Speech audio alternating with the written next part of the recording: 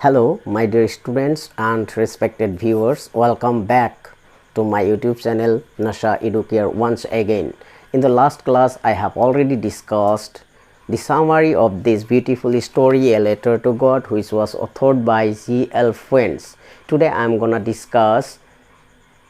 the story line by line with the meaning in Assamese. More YouTube channel Nasha Educare লৈ সকলোকে স্বাগতম জনাইছো আৰু আজিৰ ভিডিঅ'টোত মই A Letter to God part 2 line by line Asomiya অৰ্থ সহকাৰে আলোচনা কৰিম আৰু যিসমূহ কোশ্চেন তাত আমি পাম সেই কোশ্চেনসমূহ জাস্ট মই টাচ কৰি যাম কিন্তু পিছলৈকে মই গোটেই কোশ্চেনৰ এনসাৰখিনি দিবলৈ চেষ্টা কৰিম so my humble submission to all of you, please guys subscribe my YouTube channel আৰু কাষত থকা বেল আইকনটো প্ৰেছ কৰিবলৈ নাপাহৰিবা যাতে আগন্তুক যিসমূহ ভিডিঅ' মোৰ তৰফৰ পৰা হয় পুনে তোমালোকৰ মোবাইললৈ গুচি যায় তো আশা কৰো মনোযোগৰে মোৰ ভিডিঅ'টো সম্পূৰ্ণ চাবা আৰু নিজৰ কিতাপ উলিয়াই লৈ যিসমূহ ইম্পৰ্টেন্ট লাইন তাত পাম সেইখিনি underline কৰিবলৈ অনুৰোধ থাকিল let's start the video right now so my dear students here goes the story A Letter to God written by G.L. Fuentes তোমালোকৰ A Letter to God story to line by line চাও হা story to start হ'ব ইয়াৰ পৰা চোৱা the house the only one in the entire valley set on the crest of a low hill অর্থাৎ গোটেই উপত্যকাটোত এখনে মাথন ঘৰ যিখন কি আছে এখন চাপৰ পৰ্বতৰ ওপৰত অৱস্থিত ইয়াত ক্ৰেষ্ট মানে ৰাইট সাইডত মিনিংটো দিয়া আছে টপ অফ এ হিল অৰ্থাৎ লো হিল মানে চাপৰ পৰ্বত আলটিমেটলি ঘৰখন ক'ত আছে চাপৰ পৰ্বতৰ ওপৰত আছে From this height, one could see the river and the field of ripe corn dotted with the flowers that always promised a good harvest. এই উচ্চতাৰ পৰা যিকোনো এজন মানুহে নদ নদী তাৰপিছত খেতি পথাৰ আৰু ফুলেৰে সুসজ্জিত হৈ থকা শস্য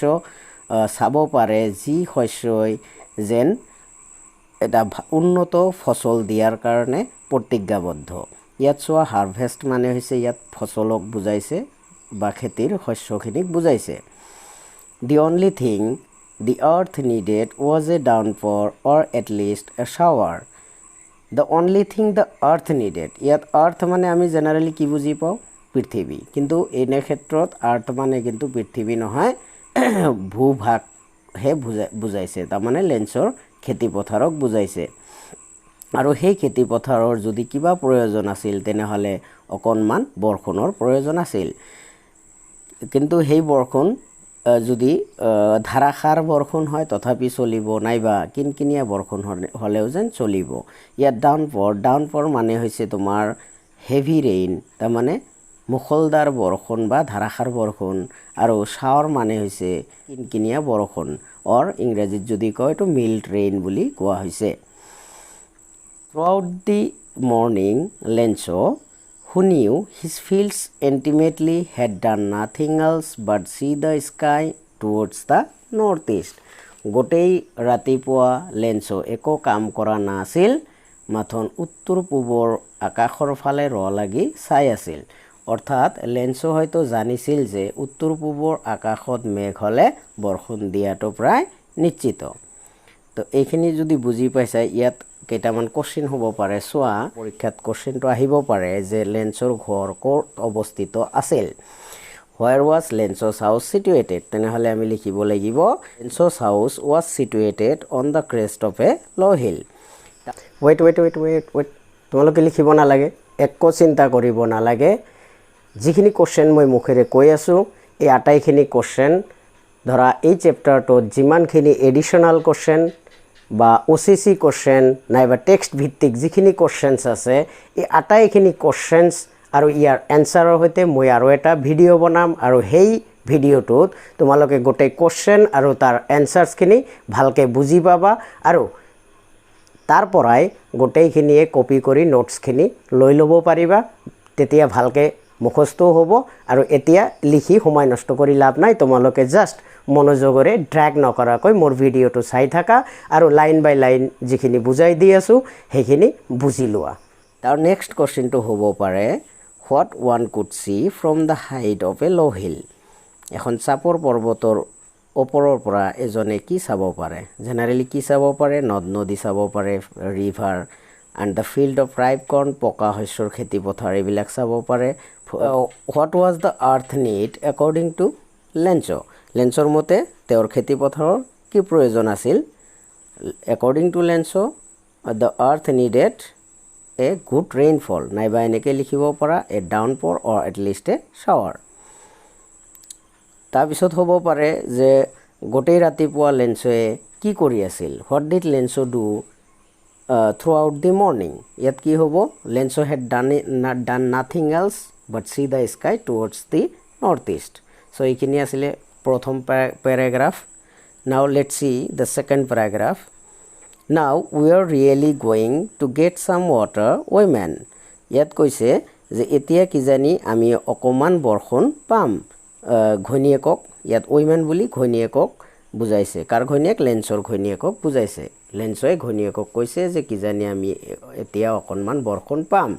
the women who was preparing supper replied is god willing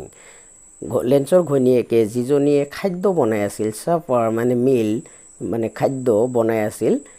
তাই উত্তৰ দিছিলে যে হয় যদি ঈশ্বৰে বিচাৰে তেনেহ'লে অলপ বৰষুণ হ'ব The older boys were walking in the field while the smaller ones were playing near the house until the women called to them all, come for dinner. অৰ্থাৎ লেঞ্চৰ ডাঙৰ ল'ৰাবোৰে খেতি পথাৰত কাম কৰি আছিল আৰু সৰু ল'ৰাবিলাকে ঘৰৰ চাৰিওকাষে খেলি আছিল যেতিয়ালৈকে মায়েকে তাৰমানে লেঞ্চৰ ঘৈণীয়েকে তেওঁলোকক খাবলৈ মাতি নিদিয়ে ইয়াত এটা কথা লক্ষ্য কৰিবা যে ইয়াত লেঞ্চৰ বয়েজৰ কথা কৈছে কিন্তু গাৰ্লছৰ কথা কিন্তু কোৱা নাই তাৰমানে আমি কি জানিব লাগিব যে হয়তো লেঞ্চৰ ছোৱালী নাছিল ল'ৰাহে আছিল It was during the meal that just as Lencho had predicted big drops of rain began to fall ঠিক খোৱাৰ সময়ত যেতিয়া লেঞ্চয়ে ভৱিষ্যৎবাণী বুলি কৈছে ইয়াত প্ৰেডিক্ট কৰা বা ভৱিষ্যৎবাণী কৰা কিন্তু আমি কি ধৰিম যে জাষ্ট খোৱাৰ সময়ত লেঞ্চয়ে মনে মনে যে ভাবি আছিল যে এতিয়া কিজানি অলপ বৰষুণ হ'ব আৰু তেনেতে ডাঙৰ ডাঙৰ বৰষুণৰ টোপাল পৰিবলৈ আৰম্ভ কৰিছিল in the north east huge mountains of clouds could be চিন এপ্ৰচিং আৰু উত্তৰ পূবৰ আকাশত পৰ্বতসমূহ মেঘ যেন দেখা গৈছিল The air was fresh and sweet. বতাহ কি আছিল মধুৰ আৰু মৃদু আৰু স্বচ্ছ আছিল The man went out for no other reason than to have the pleasure of feeling the rain on his body. ইয়াত দ্য মেন বুলি কাক বুজাইছে লেঞ্চক বুজাইছে তেওঁ বাহিৰলৈ ওলাই গৈছিল কিন্তু কোনো কাৰণত যোৱা নাছিল সেই যে বৰষুণৰ টোপালবোৰ পৰি আছিল সেই টোপালবোৰ নিজৰ দেহত অলপ অনুভৱ কৰাৰ কাৰণে তেওঁ বাহিৰলৈ ওলাই গৈছিল and when he returned he exclaimed আৰু তেওঁ যেতিয়া ঘৰলৈ উভতি আহিলে তেওঁ আনন্দত চিঞৰি উঠিলে these aren't raindrops falling from the sky they are new coins এই যে আকাশৰ পৰা যে বৰষুণৰ টোপাল পৰি আছে এইবিলাক বৰষুণৰ টোপাল নহয় যে নতুন মুদ্ৰাহে the big drops are 10 cent pieces and the little ones are fives আৰু তেওঁ সেই বৰষুণৰ টোপাল পৰিলে কি হয় জেনাৰেলি কিছুমান সৰু থাকে কিছুমান ডাঙৰ থাকে সেই ডাঙৰ ডাঙৰ টোপালবোৰক তেওঁ 10 চেণ্ট পিচেছ বুলি কৈছে ধৰি ললো আমি 10 টকাৰ কইন এটা বুলি ধৰি লৈছো যদি ডাঙৰবোৰ 10 টকাৰ কইন হয় তেনেহলে সৰুবিলাকক তেওঁ 5 টকাৰ কইন বুলি তেওঁ অভিহিত কৰিছে তো এইটো প্যাৰাগ্ৰাফত আমি দুটামান কোশ্চেন পাম যে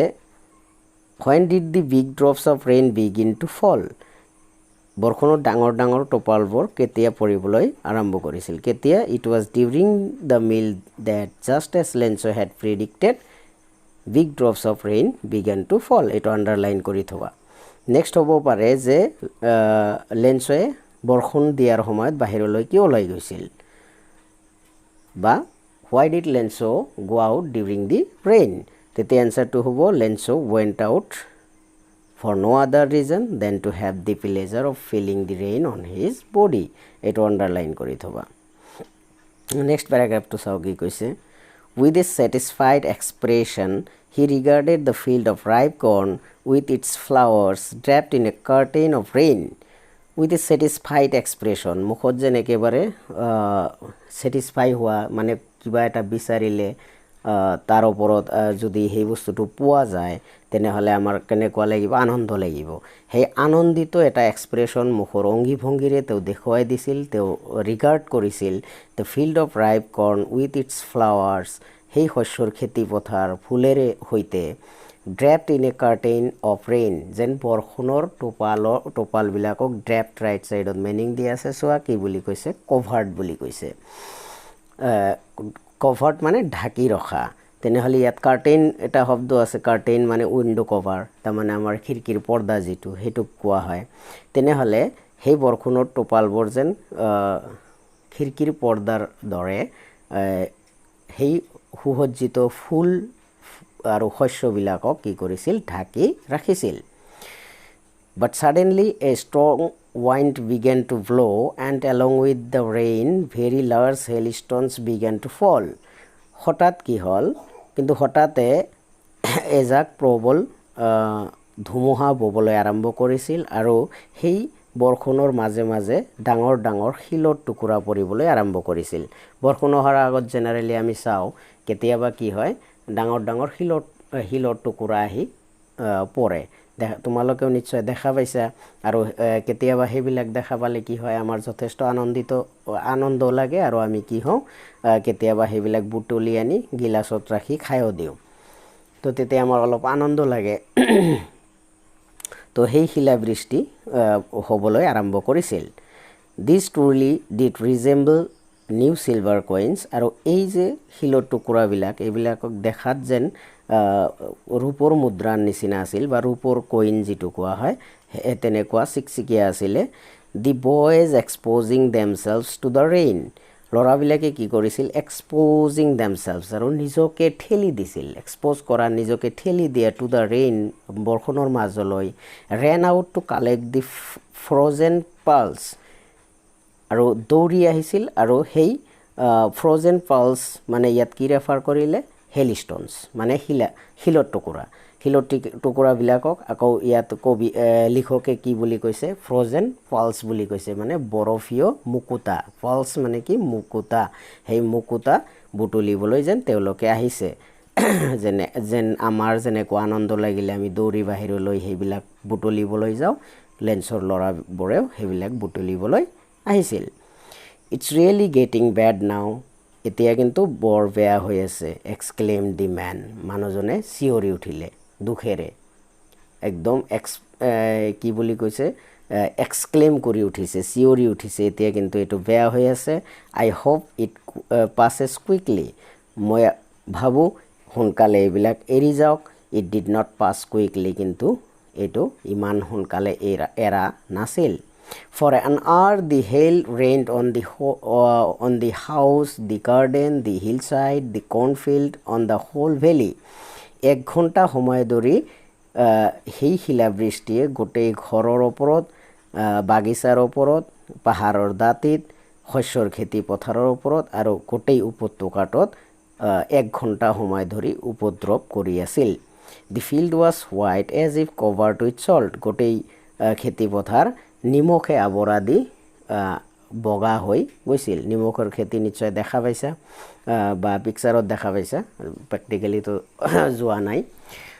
যেনেকুৱা নিমখৰ খেতি বগা হৈ থাকে তাত কোনো গছ গছনি নাথাকে ঠিক তেনেকুৱা লেন্সৰ খেতি পথাৰ একেবাৰে নিমখে আৱৰা দি বগা হৈ গৈছিল Not a leaf remained on the trees গছৰ লগত এটা পাতো লাগি থকা নাছিল The corn was totally destroyed শস্য একেবাৰে সম্পূৰ্ণ ধ্বংস হৈ গৈছিল The flowers were gone from the plants ফুল বিলাক গছৰ পৰা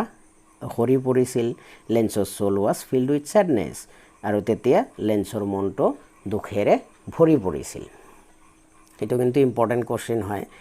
লেন্সৰ soul was filled with sadness why এই কোশ্চেনটো বাৰে বাৰে আহি থাকে এটো আন্ডাৰলাইন কৰি লোৱা এতিয়া সোৱা যে লেন্সৰ মন কিয় দুখেৰে ভৰি পৰিল কাৰণ তেও বৰখনৰ কাৰণে আশা কৰি আছিল বৰখন পৰিলে তেতিয়া তেও কি হল আনন্দিত হৈছিল কিন্তু হঠাতে যেতিয়া শিলাবৃষ্টি পৰিবলৈ আৰম্ভ কৰিলে আৰু তেওঁৰ গোটেই খেতি পথাৰ সম্পূৰ্ণ ধ্বংস কৰি পেলালে তেতিয়া তেও আনন্দিত হ'ব জানো নিশ্চয় দুখী হ'ব আৰু সেই কাৰণেই লেন্সৰ মনটো দুখেৰে ভৰি পৰিছিল ইয়াৰ লগত আৰু অলপ লিখিব লাগিব মই পিছত কৈ দিম when the storm had passed যেতিয়া ধুমুহা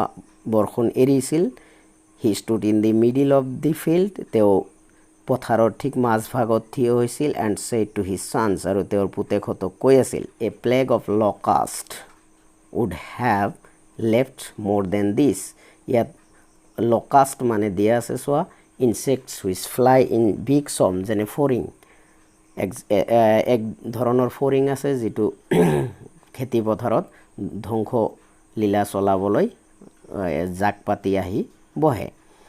তো এ প্লেগ অফ লকাষ্ট তেনেকুৱা এক ধৰণৰ মহামাৰী প্লেগ মানে হৈছে মহামাৰী যদি সেই লকাষ্টৰ মহামাৰীও আহিল হেতেন বা সেই ফৰিঙৰ মহামাৰীও যদি আহি বহিলে হেতেন তথাপি ইমান ক্ষয়ক্ষতি নহলে হেতেন তা মানে কিবা অলপ থৈ গলে হেতেন